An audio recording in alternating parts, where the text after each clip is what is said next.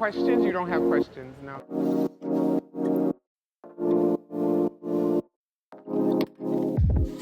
My name is Christine Jean Blain. I am an educator and a writer.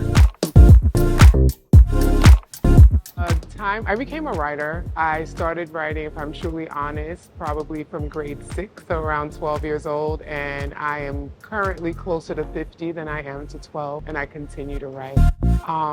I began to write because I was a bullied child, and I could get more out in writing than I could in talking. So initially, my writing was a coping mechanism. As I got older, I realized that a lot of things that I was writing about affected a lot of people, right? It wasn't just me.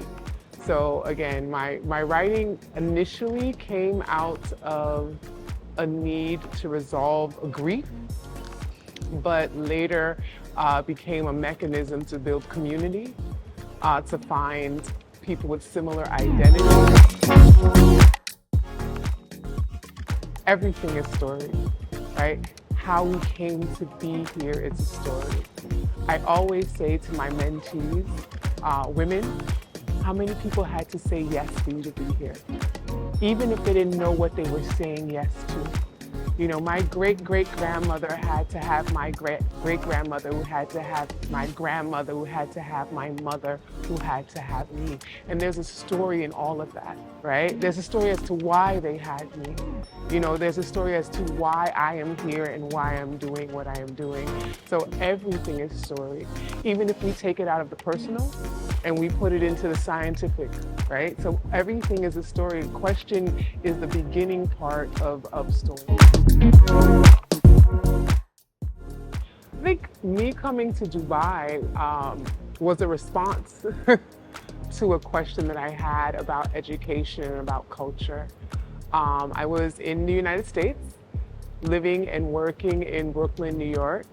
There were things in the education system that I was seeing that I was questioning. And the big question that I had for myself was, does education look the same way everywhere? Are other cultures, other countries facing the same issues? So I said, you know what? I know what this looks like in my current setting and my current culture. Let me go and see what it looks like elsewhere.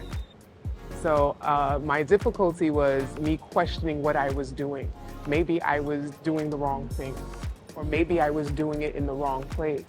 And when I came here, I realized, no, you're doing the exact right thing.